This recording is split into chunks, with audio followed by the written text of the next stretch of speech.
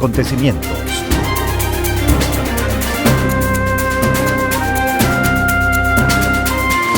Lo profundizamos en una entrevista en vivo.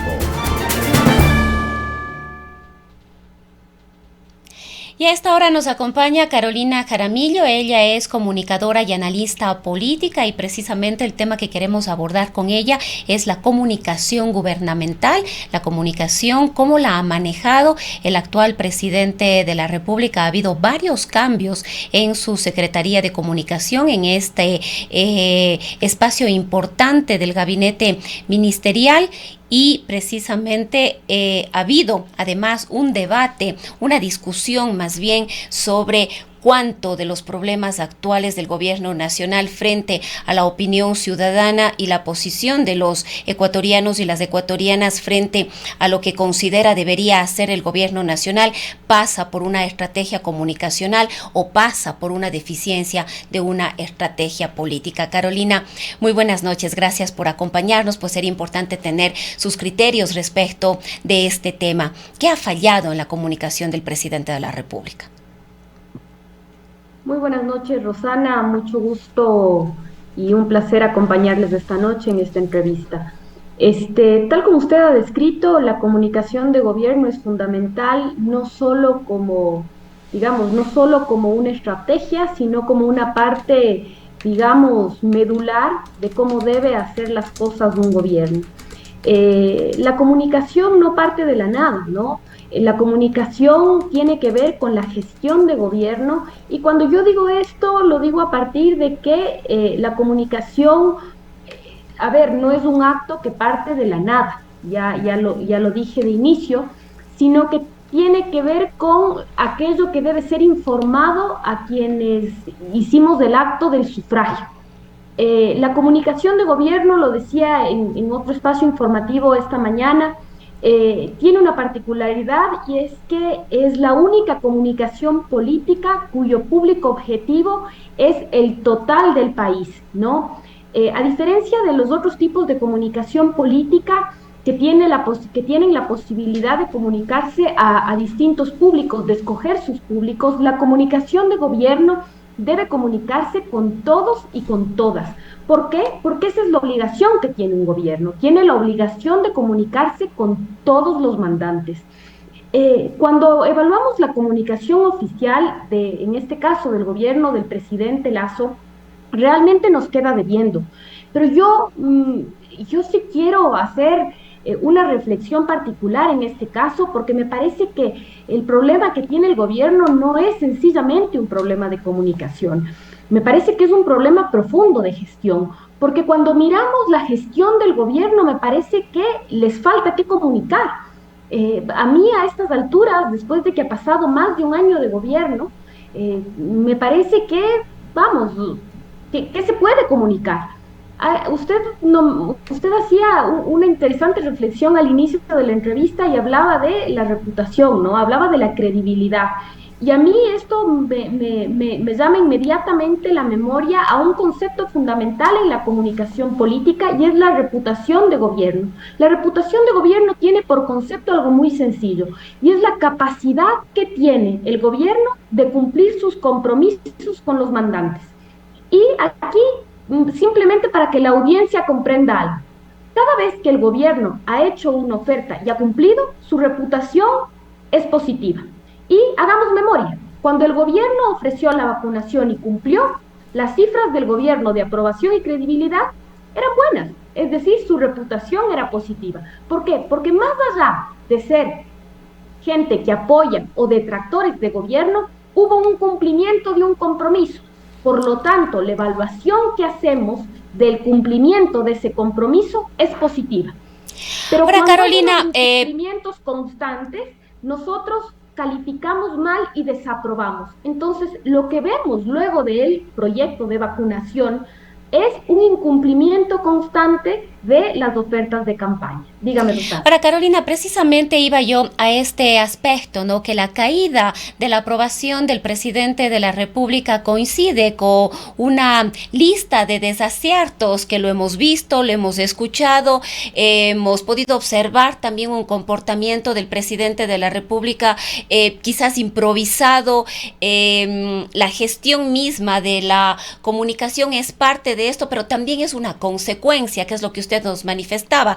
Detrás de un proceso de comunicación tiene que haber el qué comunicar, el cómo comunicar, y quizás en este momento tan difícil que está viviendo el país frente a esta ola delictiva, esta ola de terror, el número de desaciertos quizás ha sido mayor. Si pensamos, por ejemplo, en los ofrecimientos del presidente de hacer un cambio, fue en su momento incluso una exigencia de hacer un cambio en la cúpula policial a propósito del lamentable femicidio de María Belén Bernal, cosa que no se ha dado, cambios que no llegan a darse, un plan de comunicación que esté en una carpeta pero nadie lo conoce, no ha sido socializado, no ha sido difundido, no ha sido compartido, lo que nos lleva quizás incluso a pensar si es que realmente existe, cuál es la razón de mantener un plan en estos momentos tan críticos, tan difíciles, oculto. Entendemos que hay una serie de estrategias que muy probablemente no pueden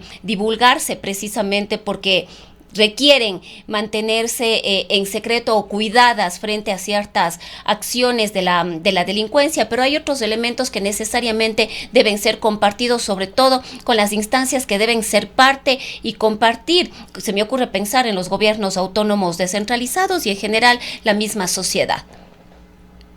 Rosana, yo creo que usted ha hecho mención de muchísimos elementos que son de absoluta pertinencia para evaluar el desempeño comunicacional del gobierno, ¿no?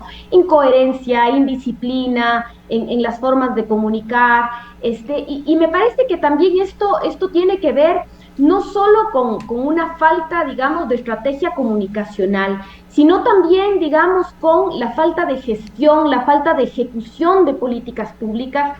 Y para eso los datos son reveladores, ¿no? Es un gobierno que ni siquiera llega a un 40% en la ejecución presupuestaria. Esto es alarmante y esto va mucho más allá de la comunicación. Es decir, cuando hay un discurso de apoyo irrestricto a la fuerza pública, pero a la vez tenemos una asignación presupuestaria menor, algo no está siendo consecuente ni coherente. En la comunicación de gobierno se habla del concepto del mito de gobierno o el eslogan, como comúnmente se le conoce en comunicación, y esto tiene 4 pilares fundamentales que son el contexto, la ideología, el apoyo ciudadano y las políticas públicas. ¿Qué quiero decir con esto? Hay una evaluación del contexto en el que se actúa, hay una ideología con la que se identifica el gobierno que en este momento nos gobierna, que es de corte neoliberal. Tenemos el apoyo ciudadano, que lamentablemente, y hay que reconocerlo, en este momento el gobierno no goza de mayor apoyo popular, y las políticas públicas que se ejecutan. Lamentablemente, el gobierno del encuentro, que fue el eslogan, el mito de gobierno con el que se llegó al poder, en este momento no tiene un sustento dentro del cual se puede sostener ese discurso. Y esto es realmente preocupante porque discursivamente, comunicacionalmente, no tiene sustento. Entonces, más allá de la comunicación como una cuestión meramente instrumental, que además hay una tendencia a analizarle desde ahí, no son, en lo objetivo, no son solo piezas comunicacionales, ¿no? Son una serie de elementos estratégicos que deben usarse de forma combinada. Lo que termina sucediendo es que hay un impacto en la ciudadanía que ahora evidentemente se manifiesta en desconfianza. Y la desconfianza, Rosana, termina teniendo un impacto en el comportamiento de los ciudadanos. Entonces, cuando eventualmente yo soy consultada respecto de estos temas, me parece que el tema no es un tema de simpatías o antipatías políticas. Me parece que el tema de analizar la comunicación de gobierno debe llevarnos indefectiblemente a un análisis más profundo del comportamiento de los ciudadanos. ¿Por qué sucede en octubre 2019? ¿Por qué sucede en julio 2022? ¿Por qué? Porque sencillamente el gobierno y el Estado no es capaz de gestionar las tensiones ciudadanas porque hay una desconfianza cada vez más creciente en las instituciones y en los gobernantes de turno. Y frente a esa incapacidad de generarle confianza a los ciudadanos optan por resolver sus asuntos personalmente. Yo siempre pongo este ejemplo cada vez que hablo de esto. Ladrón visto, ladrón quemado. Ladrón visto, ladrón justicia por mano propia. Y eso es un problema gravísimo en nuestra sociedad, porque lamentablemente los graves problemas de inseguridad que está viviendo el país, que hoy se discuten como que fuera un tema única y exclusivamente de narcotráfico, de crimen organizado, que está muy lejos de la familia ecuatoriana, no son temas que nos excluyen a las familias ecuatorianas. Son temas que tocan lo profundo de la sociedad, lo profundo de las familias, porque en una sociedad que no confía en el Estado, donde apenas 1 de cada 10 ecuatorianos confía en el Estado, lo que está sucediendo es que se ha minado la institucionalidad al punto que somos una sociedad que no es capaz de gestionar la conflictividad y no confiamos en las instituciones. Entonces, este tema que aparentemente es un tema que hablamos solo los comunicadores políticos, que se debate solo en cumbres, que se debate solo entre expertos, finalmente es un tema preocupante que debe llevarnos a una profunda reflexión y que debería preocuparle muchísimo al gobierno de turno. Ahora, toda esta falta de credibilidad y de confianza, no solo en el presidente de la República, hablamos de la Asamblea Nacional, hablamos del sistema de justicia, hablamos de las otras entidades que están más cercanas o en territorio, como son los gobiernos autónomos, incluso hablamos de la Iglesia y el sector de la academia, que en su momento eran dos instancias que tenían una importante aceptación y credibilidad. Tradicionalmente, los ecuatorianos tenían mucha confianza en la Iglesia y las Fuerzas Armadas. Hoy la confianza en las fuerzas públicas ha decaído muchísimo, incluso ¿no? En las universidades también, que eran de alguna manera referentes de opinión y criterios a los cuales la gente seguía y daba un espacio precisamente dentro de los debates y los conflictos sociales y políticos. Pero además esto pasa porque además de que no hay una comunicación, una planificación, una estrategia general con base en un programa de gestión, en un cumplimiento de acciones, tampoco hay una comunicación de crisis. Es decir, hemos venido paso a paso con el problema de la inseguridad, con los problemas que se dieron ya en octubre de 2019, también en junio de este año, pero hemos vivido en una incertidumbre constante y permanente frente a la ausencia de soluciones, frente a los problemas que nos aquejan directamente. Una crisis agravada, una falta de empleo, una falta de servicios básicos, oportunos, adecuados. Se me ocurre pensar en el registro civil, los problemas en la salud, no hay medicinas. Es decir, estamos viviendo en constante incertidumbre y tampoco hay ahí una comunicación de crisis, llamemos así, que nos entregue o nos permita a los ciudadanos tener cierta certeza respecto de algo. Así es, Rosana, y es muy interesante. La comunicación política se empieza a profesionalizar hace no muchos años. En realidad digamos, es una ciencia relativamente joven.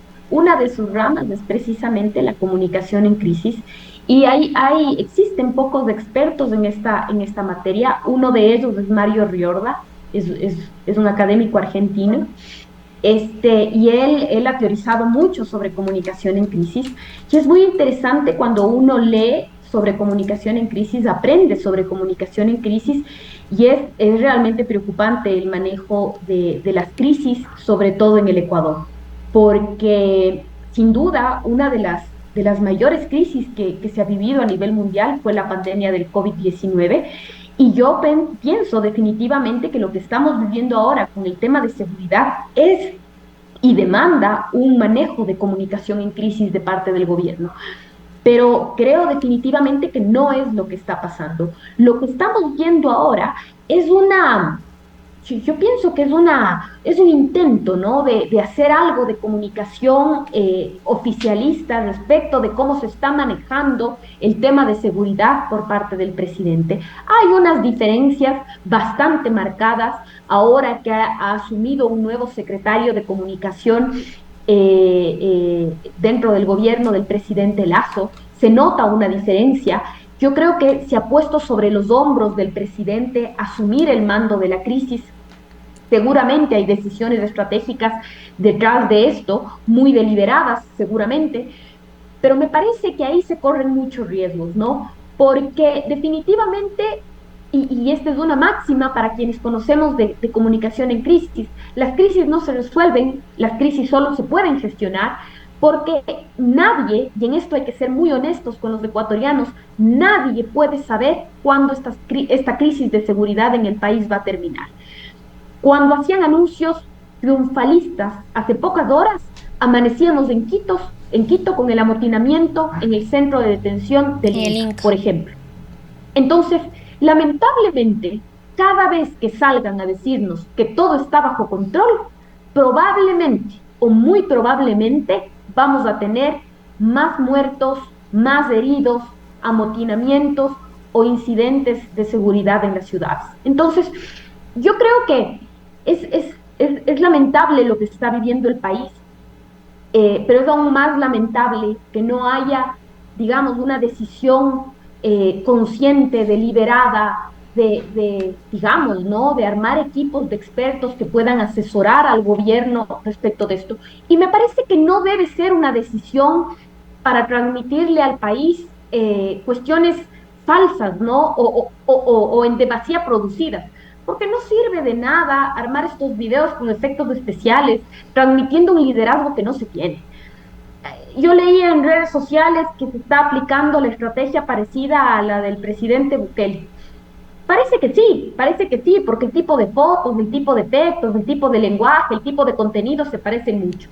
Y a mí lo primero que me llama la atención es que de acuerdo a una investigación, me parece que de Sid Gallup, se les derrumba la estrategia, porque el presidente Bukele en El Salvador está primero en popularidad con el 86% y el presidente Lazo está al último en la región con el 17%.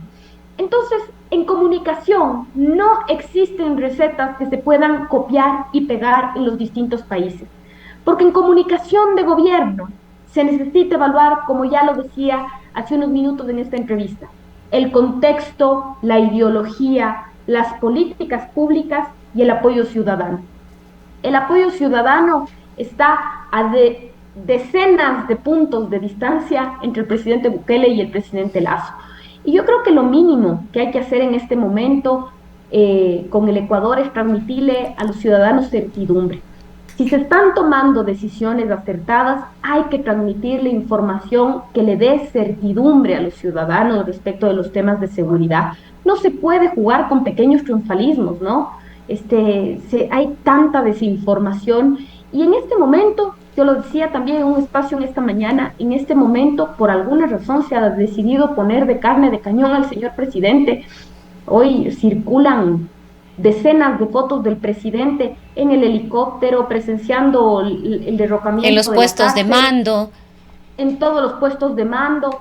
Vaya, o sea, a mí personalmente, Rosana, le digo como ciudadana y como comunicadora política, me parece interesante, ¿no? Que el presidente esté liderando el tema. Me parece, no sé qué Pero capacidad quizás pueda también ha tener un habido, presidente Carolina, banquero para que lidere el tema, ¿no? pero además, Carolina, como decíamos hace un momento, quizás ha habido también mucha improvisación, ha habido una comunicación demasiado reactiva, con una urgencia de salir a decir algo que además ha dejado en evidencia el desconocimiento del primer mandatario respecto de ciertos temas, del tema de género, por ejemplo, ¿no? Si retomamos el caso de María Belén Bernal, creo que no nos olvidamos las declaraciones del presidente de la República, ¿no? Y estas intenciones de mostrarse muy estricto y de dar plazos, que es lo que ya pasó con el expresidente Lenín Moreno, ¿no? Plazos que digámoslo así, nadie le hace caso, no se cumplen. Y si pensamos en el caso de María Belén, pues Cáceres todavía no aparece, ya no hay ni siquiera indicios de en dónde está. Entonces hay mucha improvisación, la necesidad quizás urgente, reactiva de salir a decir algo que termina resultando un fracaso. Así es, Rosana, y si usted me consulta mi opinión, un presidente no tiene por qué saber de todo. Es absolutamente legítimo que un presidente tenga unas posturas ideológicas. Para quienes no somos novatos en política y sufragamos con absoluta conciencia ideológica y política, eh, sabíamos que Guillermo Lasso tiene y ha tenido históricamente una postura ideológica. Guillermo Lasso, por supuesto que no es feminista y nunca lo ha sido. El presidente Lasso es un hombre del Opus Dei. Sus posturas impostadas de feminismo en la segunda vuelta tenían que ver con una estrategia de campaña política. Quienes hayan decidido creer esas posturas, y lo digo abiertamente, y lo he dicho abiertamente en más de una ocasión, tienen, tuvieron toda la libertad de hacerlo y hoy asumen esa responsabilidad, quienes lo hacen bien y quienes no también. Pero era evidente que esto iba a pasar, Rosana, o sea, era evidente. Una persona Pero formada... además, Carolina, vemos que equivocan en sus voceros, si bien el presidente de la República no era quien debía salir personalmente a dar declaraciones de este tipo, sale otro vocero quizás, no sé si decir peor, respecto de estos temas, como es el secretario de Seguridad y la secretaria de Derechos Humanos queda en el olvido. Así es. No, y estimada Rosana, ahí, mire, o sea, yo le puedo hablar en varios roles, no solo como ciudadana, como mujer, como madre, como feminista y como consultora política, a todas luces, el enfrentamiento, el asumir el asunto del femicidio de María Belén Bernal fue manejado de la peor manera posible. Pero pone en evidencia, estimada Rosana, no solo errores a nivel de comunicación política, sino la concepción misma de cómo un gobierno asume, entiende, enfrenta y gestiona un asunto del poder político frente al femicidio y feminicidio, porque son dos cosas distintas, en el Ecuador. Y yo, en este caso en particular, estimada Rosana, creo que no insisto, a pesar de que mi profesión, mi oficio es la comunicación política, creo que este asunto no es y no fue un tema exclusivamente comunicacional, es un tema inminentemente político. ¿Por qué? Porque lo que deriva en los días después del asunto de María Belén nos revela que además no había ninguna y no existe ninguna intención de modificar su propio entendimiento del asunto de las mujeres en este gobierno. Y yo me permitiría decir que históricamente en este país ha sido así. A pesar de los avances, que hay que reconocerlos, se han dado en las últimas décadas, promovidos siempre por mujeres, a pesar de que algunos candidatos se han impostado la agenda feminista o de causas de mujeres momentáneamente en campañas electorales, ninguno de ellos ha logrado sostenerse en el tiempo. ¿Por qué? Porque políticamente en el poder no les es rentable. Entonces, yo creo que esto evidentemente reveló, digamos, permitió ver que el tema de María Belén despertó y reveló además cuestiones execrables, ¿no? Execrables, o sea, y yo pienso que lo que se va a ir descubriendo con el tiempo, si es que no, digamos, no nos cansamos en esta lucha, que estoy segura, no nos cansaremos, van a ser mucho peores, estimada Rosana, porque el manejo comunicacional es apenas una parte de la, digamos, de lo peor que se pudo ver en el manejo comunicacional de este gobierno. La foto del compromiso, de la lucha para la erradicación de la violencia machista es apenas una parte, digamos, de lo peor que pudimos ver. Bien, Carolina, realmente el tiempo no nos da para más, nos hemos pasado unos minutitos, agradecerle por habernos acompañado y compartido sus criterios en esta noche. Muchísimas gracias, Rosana, ha sido un gusto para mí. Son las 19.